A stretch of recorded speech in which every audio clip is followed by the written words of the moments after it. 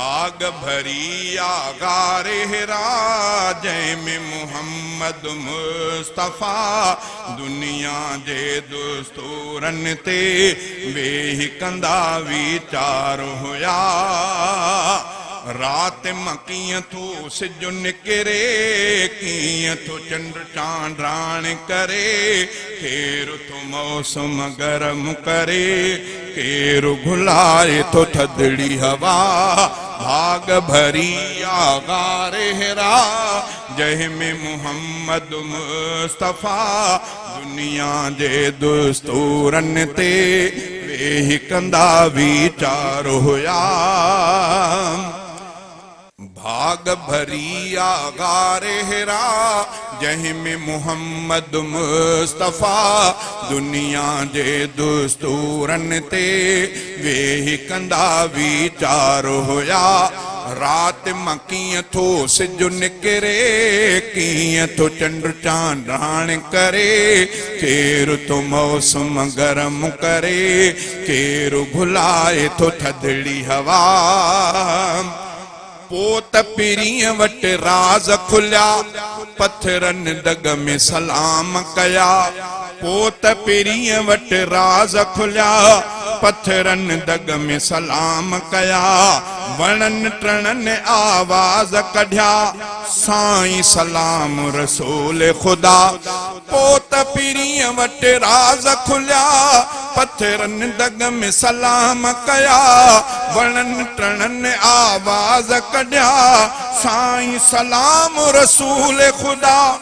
दग में पाण तकींदा हुया, राह में रोशनी ॾिसंदा हुया। दग में पाण तकींदा हुया, राह में रोशनी ॾिसंदा हुया। इन ते कॾहिं ख़ुशि थींदा हुया, थींदा कॾहिं हैरान हुया।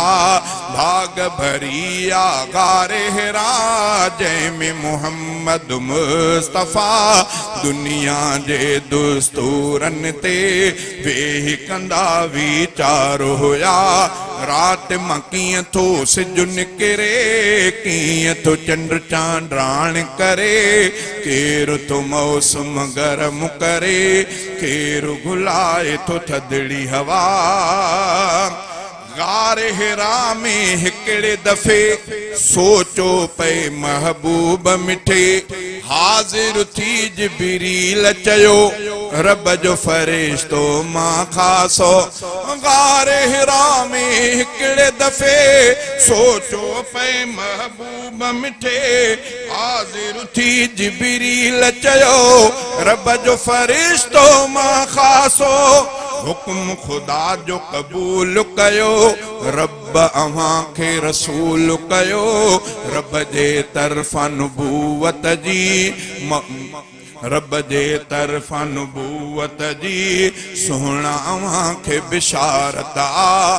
भाग भरी आगारे हिरा जंहिंमें मुहम्मद मुस्तफ़ा दुनिया जे दुस्तूरनि ते वेही कंदा वीचार हुया।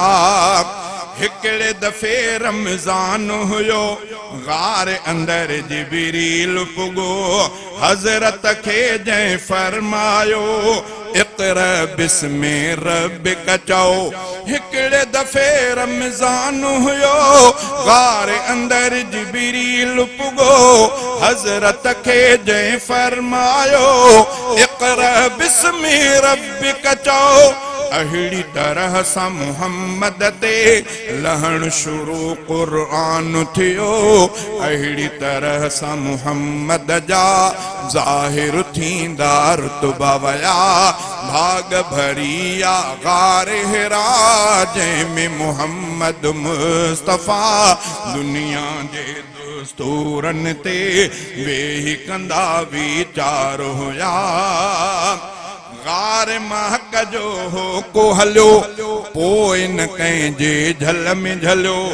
गार मजे का शम्अ उॿरी, पोइ न रफ़ीक़ विसी सावरी। गार महक जो हो को हलियो, पोइ न कंहिंजे झल में झलियो। गार मजे का शम्अ उॿरी, पोइ न रफ़ीक़ विसी सावरी। हक पुगो पो हर पासे रोशनी पहुती हर हंध ते वैरानिन में रंगरता जग जा थी प्या बख्त भला भाग भरिया गारे हिरा जंहिंमें मुहम्मद मुस्तफ़ा दुनिया जे दुस्तूरन ते वेही कंदा वीचार हुया रात मां कीअं थो चंड निकिरे कीअं थो रात मां कीअं थो सिज निकिरे कीअं थो चंड चांडाण करे केरु थो मौसम गरम करे केरु घुलाए थो थधड़ी हवा।